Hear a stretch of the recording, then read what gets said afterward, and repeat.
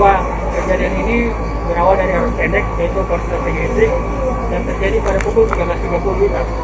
Kemudian langsung ditangani oleh pemadam kebakaran yang berjumlah 5 armada, 1 armada dari Provinsi Gorontalo, damkar provinsi, 3 armada dari damkar kota, dan 1 armada dari Kabupaten Pandeglang. Pemilik toko yaitu Haji Faridan Amin. Kerugian kurang lebih 500 juta. Toko tersebut menjual alat rumah tangga. Ada kendala enggak?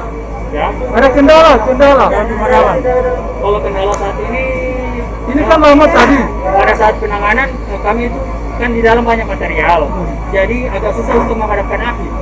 Apalagi material tersebut terbuat dari kayu-kayu kan, bahan-bahan kayu, jadi mudah terbakar.